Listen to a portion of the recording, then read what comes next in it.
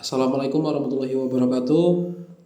Di sini saya akan menceritakan Alkisah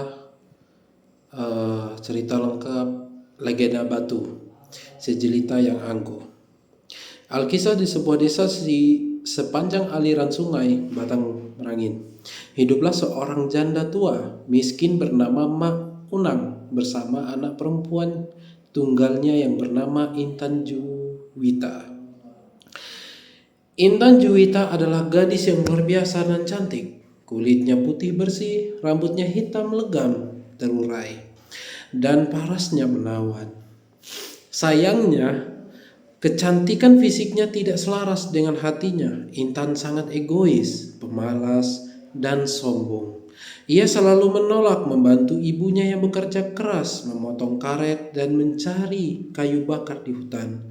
Pekerjaan Intan setiap hari hanyalah bersolek di depan cermin.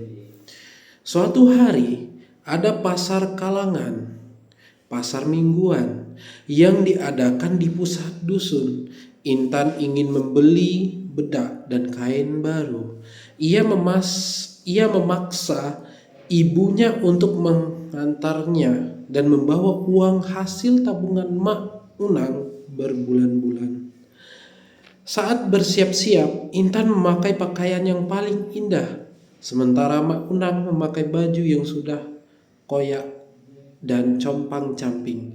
Ketika hendak berangkat, Intan berkata dengan nada ketus, "Ibu, berjalanlah di belakangku, jaga jarak beberapa meter. Aku tidak sudi berjalan bersisian dengan orang dekil sepertimu. Kau memalukan."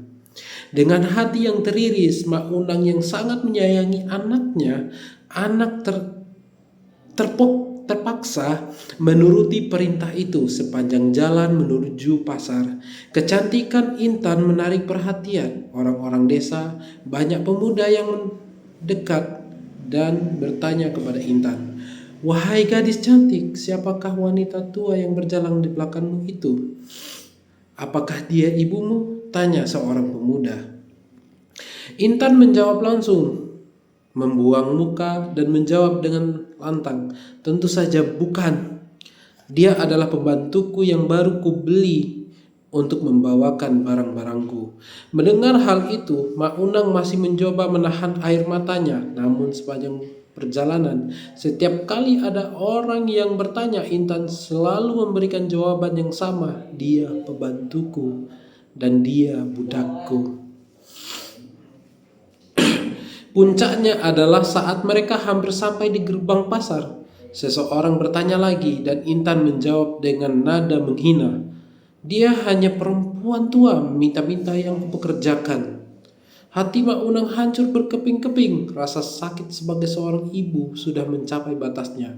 Beliau berhenti melangkah, berlutut ke tanah, mendadak menadahkan tangan ke langit sambil menangis tersisak-isak.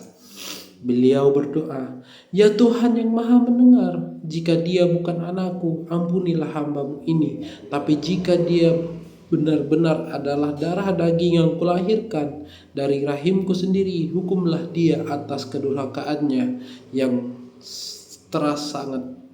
teramat sangat. Jadikanlah dia pelajaran bagi semua orang." Ketika itu juga, langit yang tadinya cerah berubah menjadi gelap gulita. Petir menyambar-menyambar dengan suara menggelegar. Meskipun tidak ada lagi hujan, tiba-tiba Intan Juwita menjerit histeris, "Ibu, ada apa dengan kakiku?" Teriak panik dari ujung jari kakinya. Perlahan-lahan berubah menjadi buta berwarna hitam pekat. Intan mulai menangis ketakutan, rasa sombongnya lenyap seketika. Ia berlutut dan mencoba menggapai kaki ibunya. "Ibu, ampuni Intan." Intan mengaku salah. "Ibu, tolong hentikan ini," ratapnya. Mak Unang hanya bisa menangis melihat anaknya, namun nasi telah menjadi bubur. Kutukan itu tak bisa ditarik kembali. Proses pengerasan itu terus naik ke lutut, pinggang, dada, hingga akhirnya mencapai kepala. Sebelum seluruh wajahnya membatu, air mata terakhir meleleh di pipi Intan Juwita. Ia pun berubah sepenuhnya menjadi patung batu dalam posisi bersujud memohon ampun oleh masyarakat Merangin.